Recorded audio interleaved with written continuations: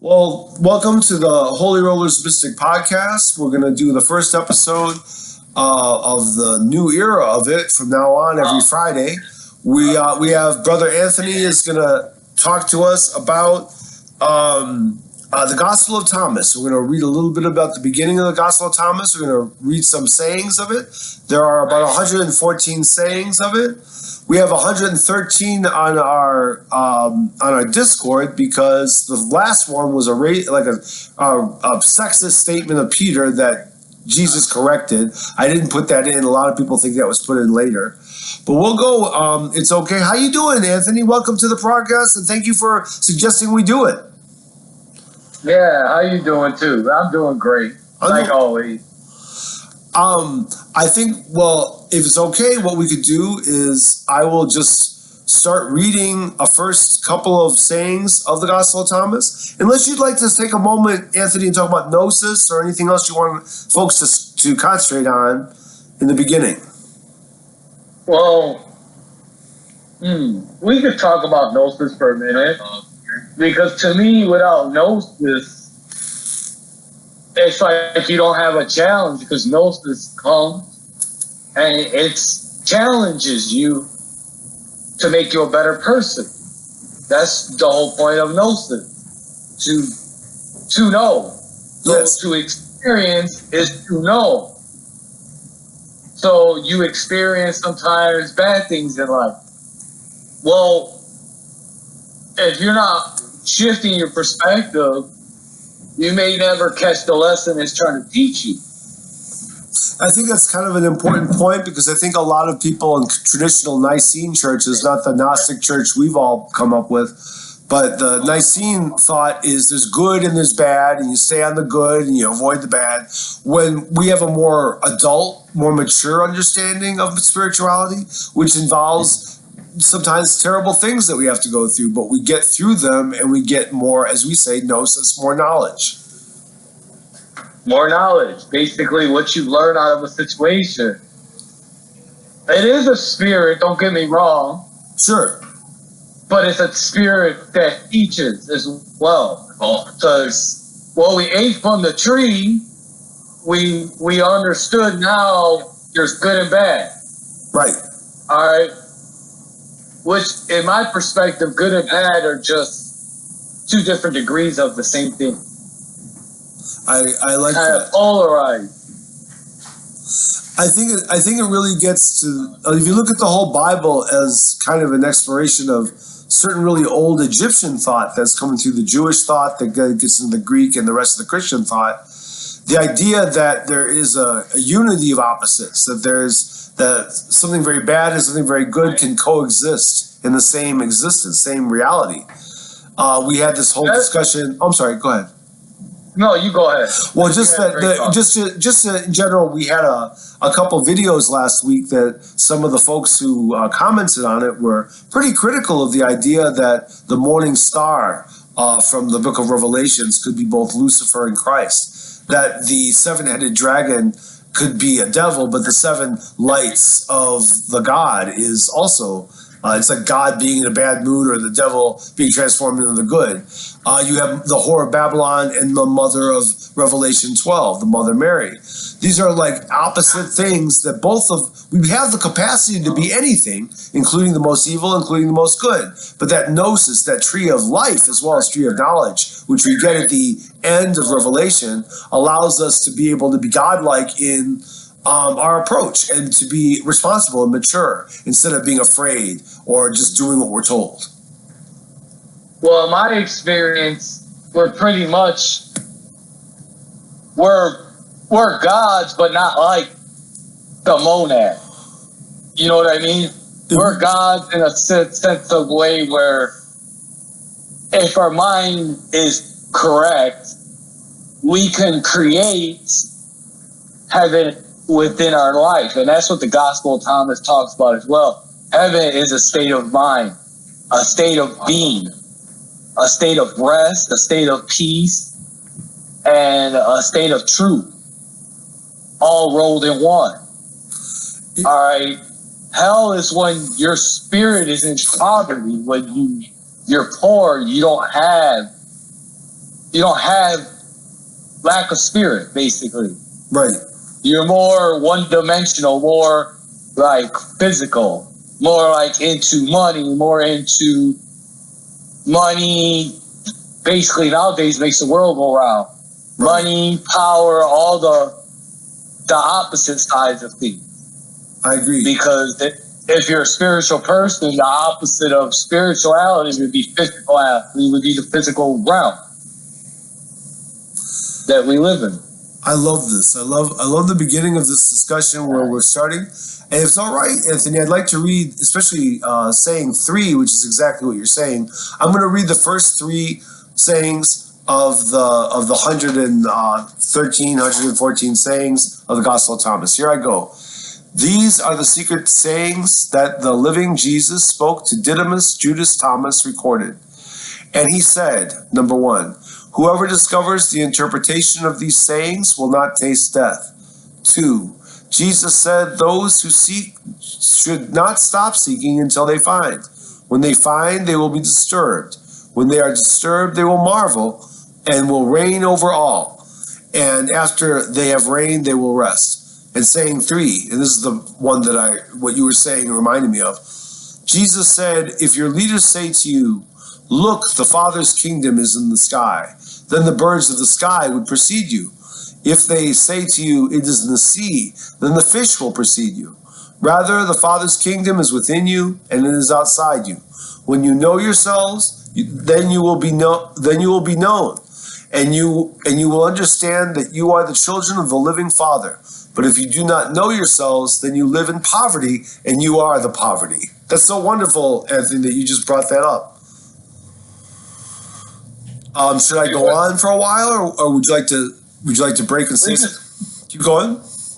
I would stop because those were discussed, because those are some pretty heavy and basic things in this book that you have to understand in order to understand the rest of the gospel. You have to understand that, like it says, the kingdom, is that the next one that it says that in? It's the third saying that we're talking about now that I have. You have a different translation probably, but it's the Jesus said, if your leaders say to you, look, the kingdom is in the sky. Yeah, right. That's exactly what I was going to discuss with you. Please do. The kingdom isn't in the sky. Right. And this is where so many people get it wrong. Especially when you go into a lot of biblical churches. All right. That's why they try to get rid of it.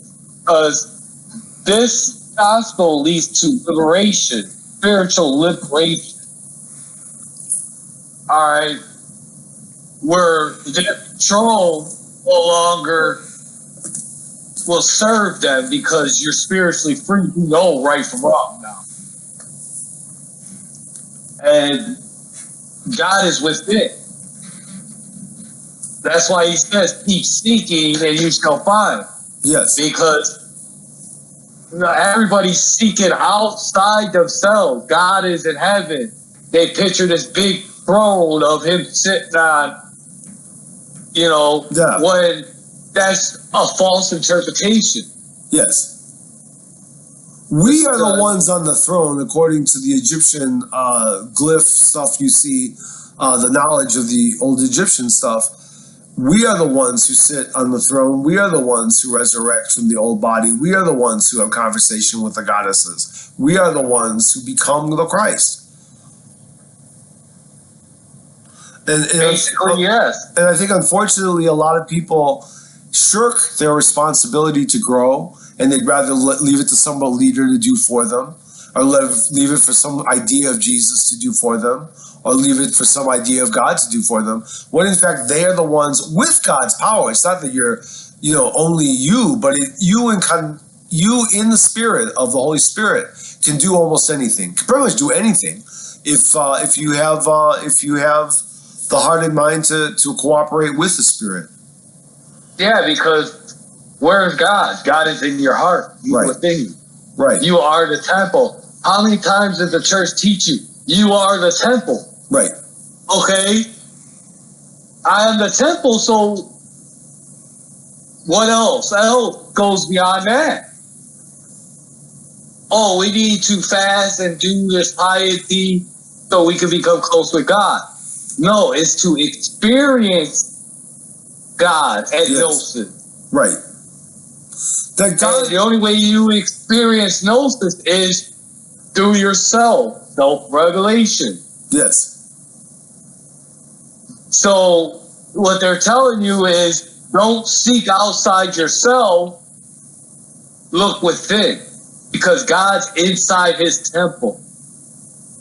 You see how one-sided it's been explained to us for years? Definitely, for thousands of years, even hundreds of years, certainly.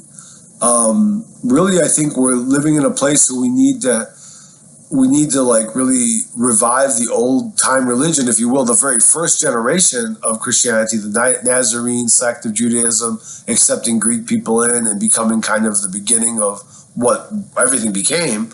Well, the original thought was, throne of God stuff, seeing God in the throne. And you see that in yourself, and you see that yourself brought up. The rabbinical tradition, our friend DC brought up years ago. Well, not years ago, months ago, when he did his video. But I think that it's the most important time right now to do it right, to actually not be superstitious and not be afraid, and not have some leader do it for you. You become the leader that you want to be, and then you help everyone else around. You become the Christ. You become the Christ. You become the Christ. You become the child. But there's so many different Gnostic traditions. It says the monad, the mother, and then the child. Could you describe the monad briefly? The monad is what it basically takes itself and breaks itself down into multiplicity. Meaning it's in everything that's living and that's alive. Yes. It lives in us as the spark of Sophia. So when we were created, that's when the demiurge took Sophia's power, some of it. The eons told him to blow into Adam and he'll bring him alive. So he blew the breath of Sophia into Adam. And poof, Adam became alive. That's how it says in some Gnostic traditions. Some of them say that he only gave Adam a soul and Adam was crawling around on the floor. And Sophia came and told him, rise. And Adam told him that you are my mother and the mother of life. But those are other Gnostic goals that we can go into later on. Maybe we could talk a little bit next week about the Sophia specifically and spend a few minutes talking about that. Would you be interested in me reading a few more of the sayings and continuing to comment? Yeah, go ahead. Well, saying 4, I'm just going to say 4 or 5 and that kind of thing. 4, Jesus said, the person old in days won't hesitate to ask a little child 7 days old about the place of life, and that person will live. For many of the first will be last, and will become a single one. 5, Jesus said, know what is in front of your face, and what is hidden from you will be disclosed to you. For there is nothing hidden that will not be revealed, and there is nothing buried that will not be raised. If you want to comment on that, or I'll continue until you want me to stop. That, I believe he's talking about like a spiritual sense. Like, spiritually, we never really do die. Just our bodies die. Yes. But we need to realize that our souls, our spirits never die. We rise, and it's just a cycle, like Buddha said. You come back. So nothing really dies. Yes. Just a body. So. What's interesting too, Yeah. I think it was that the traditional Hebrew thought at the time of Jesus was that a baby is 7 days old when they have a soul.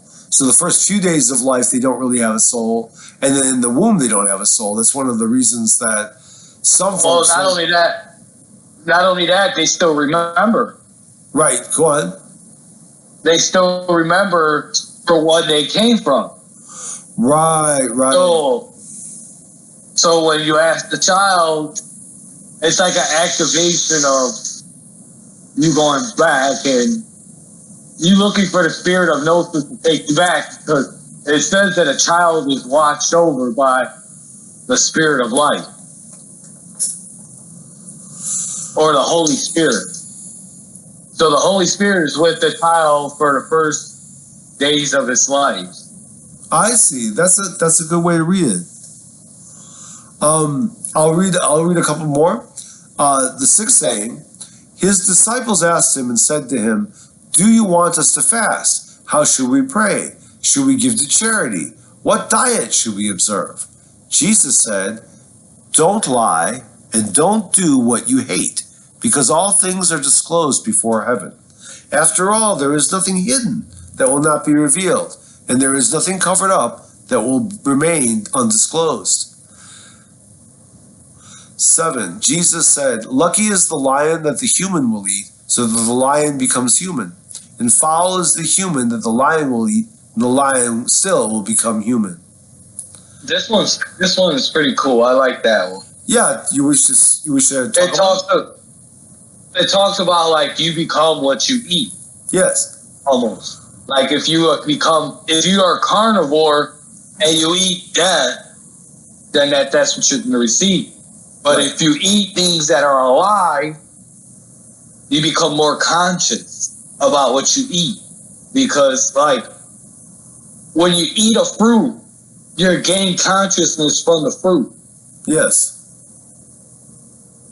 So like if the man eats the lion becomes part of man. So if the lion eats the lion becomes part of man. I think we discussed this one before. Yes. Shall we? Go on. I'll go on with it. The 8th saying, and he said, "The person is like a wise fisherman who cast his net into the sea and drew it up from the sea full of little fish. Among them, the wise fisherman discovered a fine large fish. He threw all the little fish back into the sea and easily chose the large fish. Anyone here with 2 good ears had better listen." This is. Go ahead, friend. I love this saying. This saying comes out of Egypt, actually. Please go forth and say. You ever seen the pyramids and how they have the fisher guys standing on the boats with the nets? Yes. Well, those are like fishers of souls. If you don't have like the proper soul or the proper spirit, they throw you back in the water. Interesting. It's more for like a mature person. Like the mature fish is nice and big. Right. It's perfect. Right. They take that one, the fisher, because the fisher people have a certain thing that they do. I forget what their purpose is, but they're like fishing for like perfect soul. Well, it's interesting. It's interesting that is an Egyptian reference, which I wasn't aware of. And I mean, I've seen those glyphs, so I understand what you're saying. But thank you for pointing it out. But it's also interesting that, Jesus' literally first disciples were fishermen, which was a combination of the fact that they were, low-class people. They didn't have a lot of money. They were like poverty. They were kind of workers, if you will. But they're also symbolically doing something very sacred and very ancient to human beings. And then, of course, references the Egyptian mystery, too. And the fasting, I've done the fasting. You fasted today, correct? No, I didn't fast today. Oh, okay. I don't start fasting until I think another week or so. Okay. But like fasting heals the body. But what he's really saying is only fast and do that if you really enjoy doing it. You have to do the things you enjoy and you like to do. Right. And give those as a, how should I say, a present for God. Interesting. You know how like the pagans used to make offerings and stuff? Say what? You know how the pagans used to give offerings? Offerings, yeah. Yeah. Well, fasting is a way of disciplining yourself, all right? And it helps you activate the enlightenment within yourself, because now you're on the break. You're getting your spirits becoming more powerful than your body. I've had actual, passed out and had actual dreams where I was in places. So, to me, fasting is important. Sure. Even in Hermeticism, it talks about fasting is important. So it's just important. It helps you maintain balance with yourself. It helps you stay disciplined in yourself. And to me, it always helped me become disciplined to become closer to God. That's beautiful. Basically what I'm saying. I have found when I have done fasting that I was fasting for Ramadan a few years ago. My elder Miguel and his family was mourning his mom. And I went and I met his little son and his wife. And I didn't eat the whole day. I didn't even drink water, which is the way the Muslims were doing it at the time. It really does put you in a different place. It really does put you in a different place. It's not unbelievably. It's not as hard as I thought it was going to be, but it was challenging, and it had a kind of a distance from the physical, yet more aware of the physical at the same time. You're more aware of your body, even though you're denying it in a way. Yes. Yeah, I don't look at it as denying. I look at it as training. Training. Because if you could, I've done it at work and worked 10 hours, and I'm not bragging or anything. No. Take it as that. All right. And there's times that, lunchtime, what do? Right. You're sitting there in the lunchroom, everybody's just shoving food down their damn throat, and you're just sitting there looking at it what the fuck? Yeah. Pardon my language. No, that's okay, Fred. It's these people are shoving this shit down their throat and with no discipline. And you see it come out in their life. Because when you have no discipline, that's what happens. It comes out in other ways in your life. Sure. And that's part of Gnosis. Gnosis comes and it challenges you. It'd be well, I bet you can't do this. And you're well, I can do it. It's through experience. You're going to learn. Well, I can do it. I bet you can't. You know what I mean? It's like Thomas said, twin. It's twin. It talks about in the beginning, at the top of it, Thomas is a twin. Right. So it's really talking about the twin self. Speak to that. The side of you, your spiritual side, your physical side. Your physical side is going in one direction, your spiritual side is going in another. How are you ever going to get stuff accomplished? And if you think about it, a lot of the offset comes from modern religion. Because you take the mother aspect and you take it out and you feed masculine. No wonder why everybody wants to fight each other. Yes. You got too many dicks in the pond. Right. No one acknowledges that even your dick comes from your mother's body. Everything that we have comes from our mother. Even if we're the biggest, strongest man, we owe that entirely to our mother and God. It's kind of the image of, You know how Jesus was supposedly, his father was God, his stepfather was Joseph. Joseph is kind of the stepfather figure to the baby. We are actually the children of God and our mother, therefore, is sacred, like Mother Mary is sacred. Yeah. It would be a nice thing if people would accept that more, because it would make people more respectful, even revering of their own mother, certainly the mothers of everyone else. You would never disrespect any woman at all. You would never disrespect any man or trans person or intersex person, because we're all children of the mother. We all we're supposed to do is love each other. That's right. And respect each other. That's right. So if you don't like somebody, you show them that you love them and you quietly go your way, because there's always going to be a conflict there until one day you guys are forced to actually do something together, and then you really get to learn each other. But sometimes you just get a bad vibe from people because they're just not your cup of tea. Well, I think that you know what I mean? that is the biggest challenge facing the country and the world right now. There's people who say, well, this is wrong. I believe this is wrong. And somebody else will say, well, you're wrong. The important thing is it's okay to have that opinion about each other. But we still have to rise above it and love each other in Jesus, in the Jesus concept of doing that. Bye-bye. Give me a moment, friend. I'm gonna say goodbye to my wife. She's about ready to leave. I'll be right back, okay? Go for it.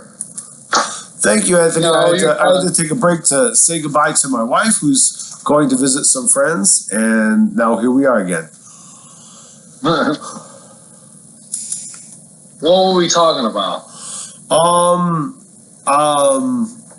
Basically just, where the Gnosis is, and the fact that we need to have respect for, well, Jesus' message is not so much to say you can't see there's difference, you can't see there's sin in someone else, but just everybody has different kinds of things they do, right or wrong, and that you can't, take a look at the mote in someone's eye when you have a rail in yours. That could be any kind of concept.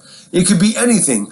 The people who are politically different than me might say, well, you're this and that. And I might say, well, you're that and this. But you know what? We both could be right. Here's the trick. It's very subtle.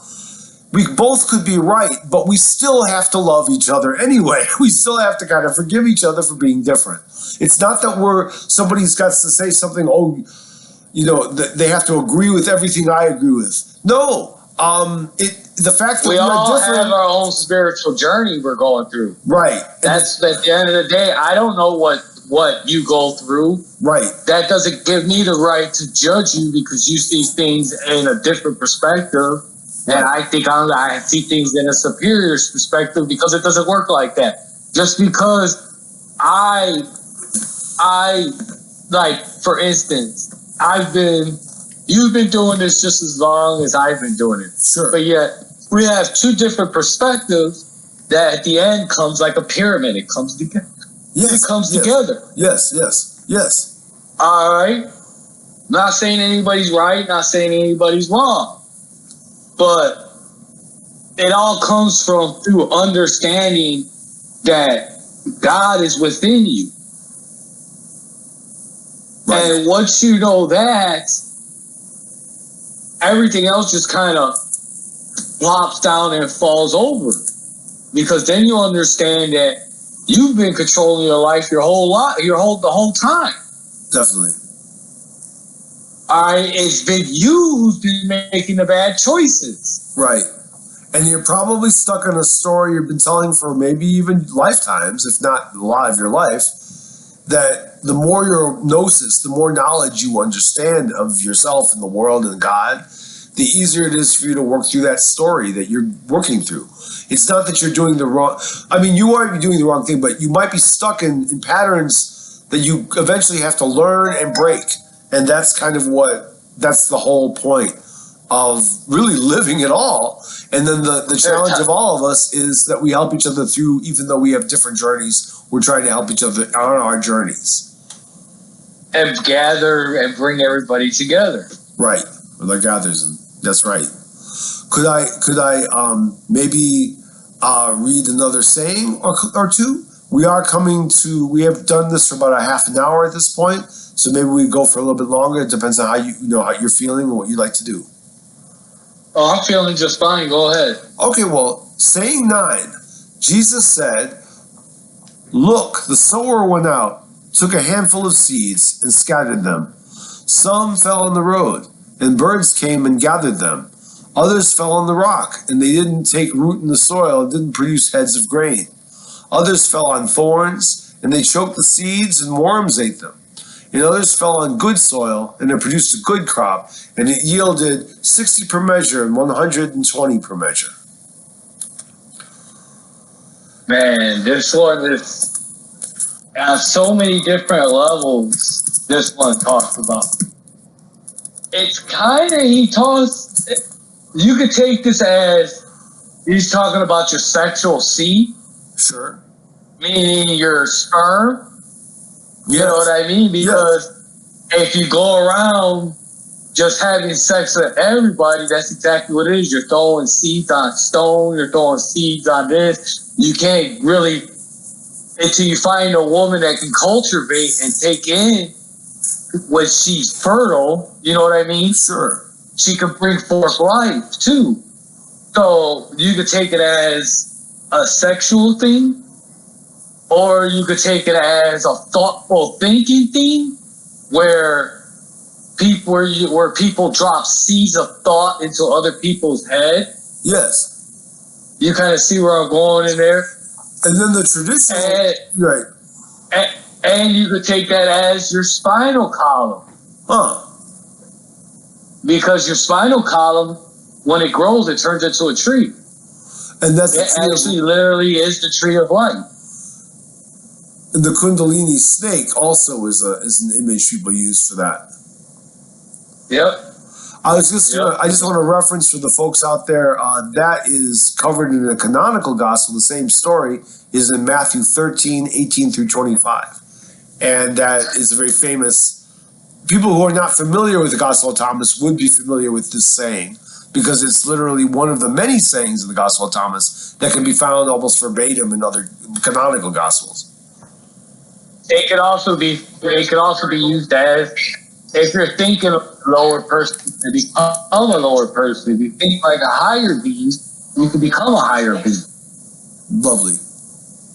Or you could take it as a seed could be a thought as far as like,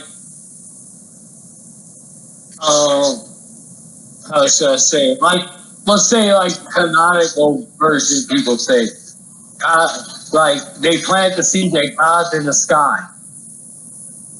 You kind of get what I mean? It could be used as a thought, and saints and everything else like that, like the other Christian religions do, or other religions in general do. You know, you take a thought. You can take a thought and throw a lot of dogmatic things, views at it, and it's just like a symbol, for instance. What's the symbol of Solomon? A 6-point star with a fucking 5-point star in the center. Right. That's the seal of Solomon. Oh, but a 6-point star is bad. A 5-point star is bad. You're telling me you see the dogmatic views of it when it's actually all the same symbol? Yes. Very lovely put together that. So, like, it's just dogmatic points of view. Like, I've learned this. The more open-minded you become, the more harder your challenges are, but the more people start to come at you because you're being vulnerable with yourself. Right. And people get jealous because they can't be that vulnerable with themselves. Right. You know, and that's only when you take the mother and the father, like we talk about it, bring them together. Well, just to do that again for folks who might be new to what we're doing, our church basically takes a really simple concept that the father religions and the mother religions should be one religion, be one thought, one faith, one experience, and that there's motherliness in us, there's fatherliness in us. We're also the child. We are the Christ that comes out of that. You know, regular people were Buddha. Regular people were, all these savior people.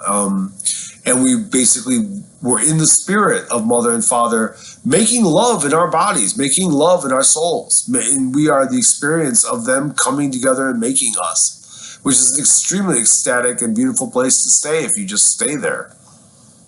I want to say that. Yeah. Oh, go ahead. Yes.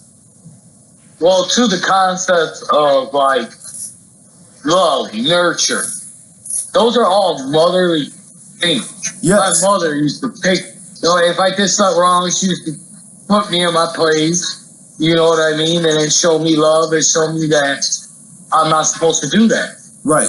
You know? So, like, nurture, they calm me, they're calming. It calms you. When you want to go rah, rah, rah, rah, rah, and go out there and act crazy, that's the male aspect. Yes. All right, without the female, the mother putting it in check, you're going to go out there and do something crazy. Right. Because the mother comes and she shoots you. No, baby, don't do that. That's not good. Right. Like, right. Almost as your conscious is. But your conscious is one thing and your unconscious is another. People don't realize your unconscious is what shapes your life. And the unconscious is considered the mother aspect of life. Very much like she's the one who put you in the womb, and created you. Well, the woman is the only one that can hold life. Right. We can't hold life. We give life, but they're the ones who hold life. And then another... Right. And a lot of people don't realize that before you come to this world, they speak of light, but yet you spend 9 months in the darkness in a water. Yes. So, like, darkness can't be that bad. You spend 9 months in it. Darkness is the mother of all life and light. I mean, it's the Alpha and the Omega, the womb and the tomb. You end up in the darkness either way. Even if you're an atheist, you can still get that spirituality of contemplating that deep thought. But I want to also one point about mother. I think this is the reason of all the gods that have ever been in human consciousness in the world. Our God, Allah, who became all these other things, Jehovah, all these other things, Elohim, all these things. This God, Yah, became one with Mother Mary because this God of all the gods appreciated something about humans. We nurture each other. We help each other grow. And all the other gods, they couldn't do that. Like, God was stuck with angels and stuff. They could only be as perfect as they were at their creation. They could never grow. Our people, our mud-based human people, can grow and change and maybe soften God, because he was fighting all these other mean gods in the Bible, and he was mean himself too. But he, over time, became appreciative of just how soft and wonderful we are, and it made him able to be vulnerable and soft, because this is the biggest challenge of a God, to be vulnerable. And if you look at the Bible, he doesn't seem very vulnerable that often, but the fact that we tell the story is him being vulnerable, showing off how he was a bad God in the earlier days, how he became more one with people, with Mother Mary, and with all these sex workers from the time, like Rahab, the witch of Endor. These were all these women who had very important places. And even though it was a patriarchal society in the Bible, just like ours is, there was the heroes who were heroines. There were women and men who stood up for softness, who stood up for nurturing, who stood up for children and orphans and widows. And that's what our God is constantly telling us to do. So we have basically the world of what right now is a very almost Roman imperial world, where you have men fighting and men showing off and men hurting other men and other women and other children. We right now are kind of like, let me finish this. We are right now in the beginning of, almost like the beginning of Christianity in the Roman Empire again, because we're trying to show this soft idea, this knowledge idea, this gentle, nurturing, motherly idea. I'm sorry, brother. I just had to say all that. No, you're fine. We are still living in the Roman Empire. Definitely. Rome is just taking different forms throughout the thousands of years. Definitely. They went from being a country to being an organized religion that says they spread Christianity through love. But if you really look through all the generations, they've marked out for Rome and killed all the Gnostics from the beginning. Right.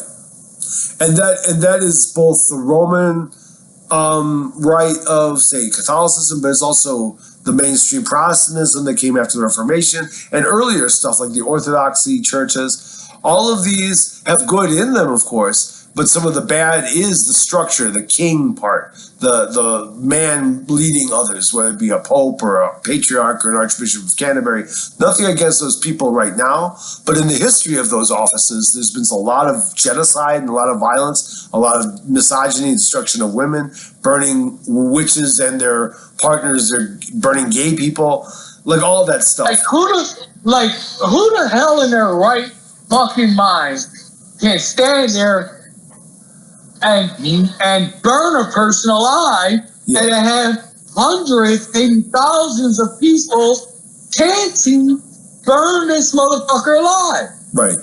Yeah, it brings out the worst part of us when we all put someone on a scaffold or someone on a crucifixion and watch them die. It's almost like the lesson of the church would preclude you from doing that, because you wouldn't want to burn or crucify someone if you believed in Jesus and Mary and stuff. But because somebody decides to say something different about Jesus or Mary throughout history back in the Middle Ages, they would just constantly burn and kill you for having a slight difference of opinion about doctrine.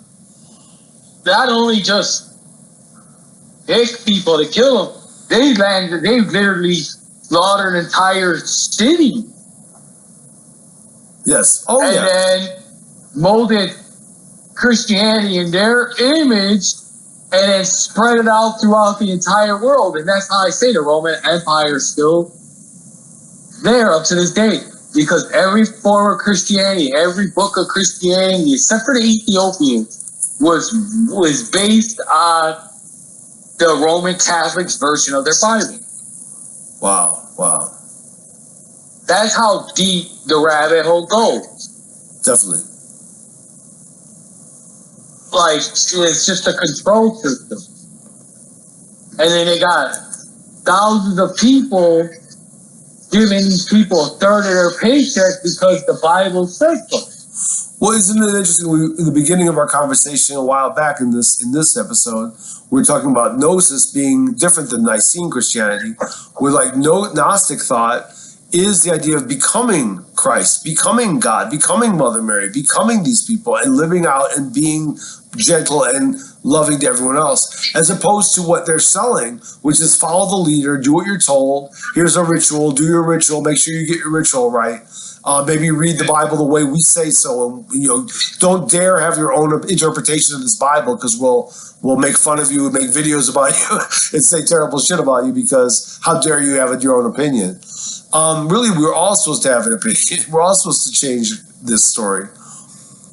I have a thought. Maybe I could give one more saying, and then it's been about 40-some minutes. Maybe we can conclude and then do this again.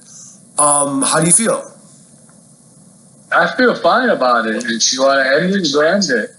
Well, it's about 40-something minutes. We can't keep going too much longer. No, I think I would like to, brother. I'd like to finish. I'd like to finish with the 10th saying, and we'll just have it on the 10. If you want to say something about the 10th saying, the saying 10 of the Gospel of Thomas, Jesus said, "I have cast fire upon the world, and look, I'm guarding it until it blazes."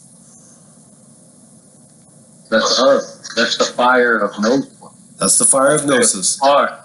The spark of Sophia, the light within all of it. And he was guarding it.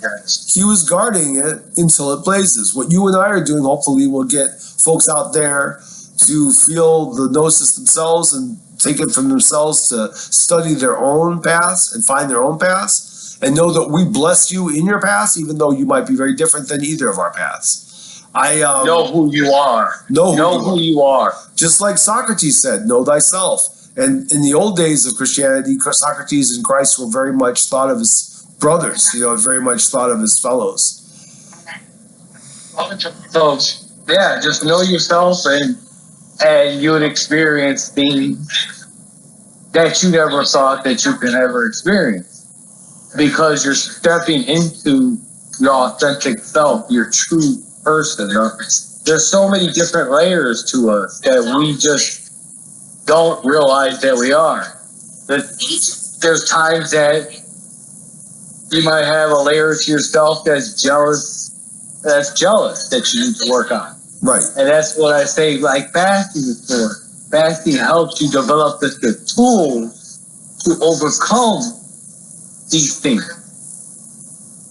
Definitely. You kind of get what I mean there? Absolutely, brother. I really appreciate, Brother Anthony, that you came and talked to us. And I let's do this next week, next Friday. We'll leave us on a good note that Gnosis, this fire that Jesus came to kindle and to guard, is ready to blaze now. And I feel really great to be part of the beginning of that. God bless you, Anthony. Thank you for coming. Thank you for talking. Thank you for having me. God bless you, friend.